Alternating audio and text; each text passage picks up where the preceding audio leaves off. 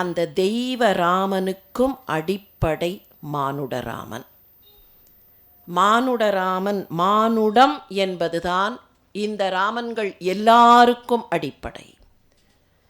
சரி, மானுடம் என்றால் என்ன? ஒருவர் மனிதனாக இருக்க வேண்டும் என்றால் அப்படி மனிதனாக இருப்பதற்கு என்னென்ன குவாலிட்டிஸ் தேவை, என்னென்ன குவாலிட்டிஸ் இருக்க வேண்டும்?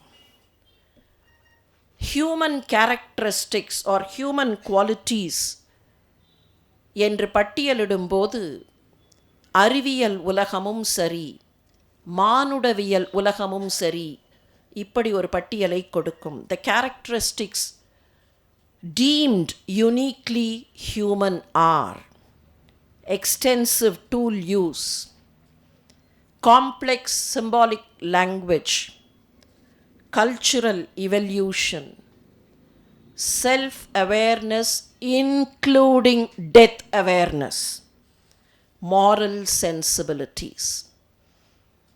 இதுதான் பட்டியல். இதில் எக்ஸ்டென்சிவ் டூல் யூஸ், மிக விரிவான கருவி பயன்பாடு, அதை விட்டுவிடலாம். ஏனென்றால் அது எப்படி முதலில் விலங்குகளிலே இருந்து மனிதகுலம் வருகிறது என்பதற்கான ஓர் அடையாளம்.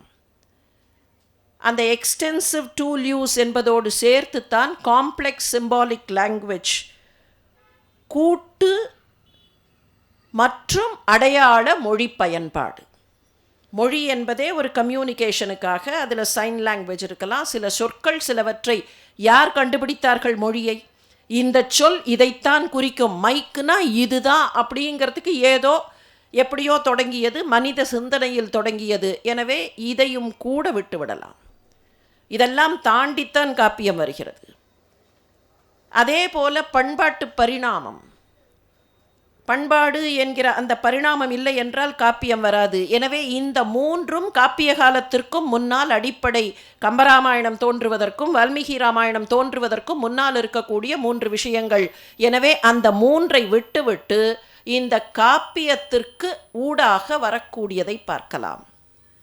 ஒன்று, சுய விழிப்புணர்வு. ஒருவன் மனிதனாக இருக்க வேண்டுமென்றால் சுய விழிப்புணர்வு தேவை. 2, மாரல் சென்சிபிலிட்டி, தார்மீக உணர்வு தேவை. இந்த 2ம் தேவை என்றால் இதிலே இருந்து வரக்கூடிய மூன்றாவது ஆட்டோமேட்டிக்காக அவர்கள் சொன்னார்களே, அதை தொட்டு போகக்கூடிய தன்மை, எல்லோரோடும் கலந்து பழகி எல்லோரையும் அரவணைக்கிற தன்மை.